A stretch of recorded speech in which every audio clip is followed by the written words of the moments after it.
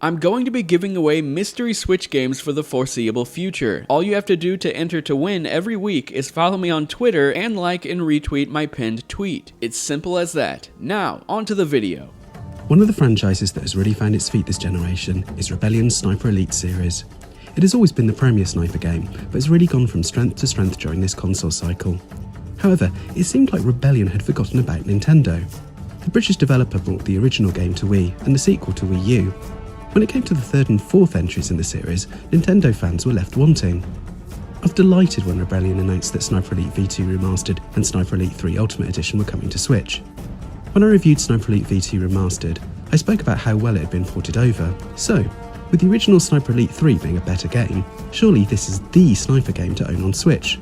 Let's take a look.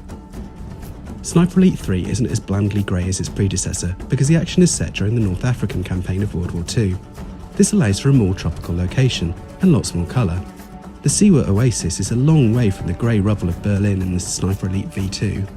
Even in the darkness of night on the Pont de Phare airfield, there's just a much fuller colour palette. Once again, you play as Karl Fairburn. You've been tasked with assassinating General Franz Wallon and thwarting his top-secret project. However, this plays out as you creeping around some fairly large maps, either taking enemies out at close range or from miles away. These levels usually allow for a lot of freedom in how you want to tackle them. You can often tackle objectives in the order that you see fit, and in the way you would like. If you want to run and gun, you can do that, though it's not advised. If you'd prefer to sneak past all the guards, that's a viable tactic. Personally, I'll take my time lining up the perfect shot to shoot every guard in the head as I make my way through the level.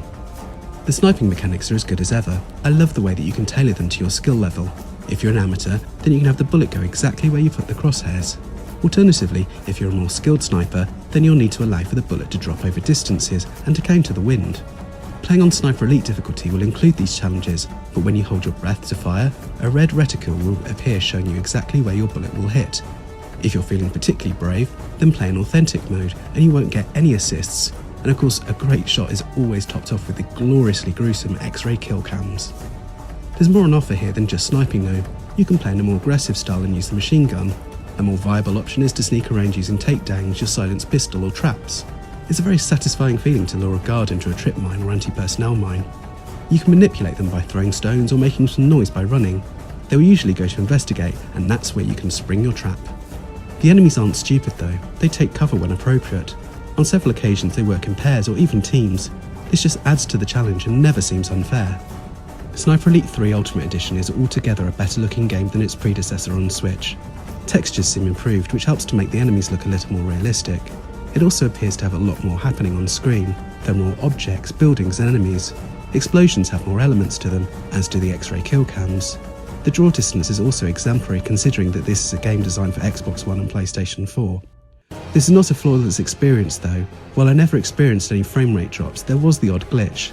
I had a few occasions where people got stuck in walls or tables. It was never game breaking, but it does take you out of the moment and remind you that you're playing a game. The only other glitch that I experienced was with some of the X-ray kill cams. There are a few times where the enemy wasn't visible. All you would see is the bullet passing through the air. It would then disappear and you could hear the sound of the enemy's face being taken apart by the bullet. I also had a couple of occasions where the kill camera's view was obscured by a wall or something.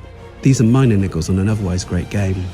Multiplayer is once again present and correct. I had a blast playing the cooperative mode with one of my fellow enthusiasts. One of you plays as a sniper while the other is a spotter. Like in the main game, stealth is the best tactic. It's really satisfying timing your shots so you eliminate enemies at the same time. The cooperative missions are specifically designed maps.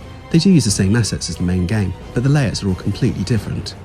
Meanwhile, the survival mode sees you facing progressively harder waves of Nazis. Again, teamwork with your colleague is essential.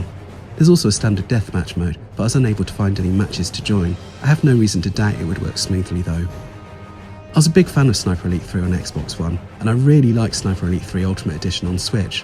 While it doesn't have quite the same visual impact on Nintendo's hardware, it's still a good looking game, and the actual adventure is as good as ever. It's a big step up from Sniper Elite V2 in terms of the narrative, map layout and visuals. There's loads of content on offer here.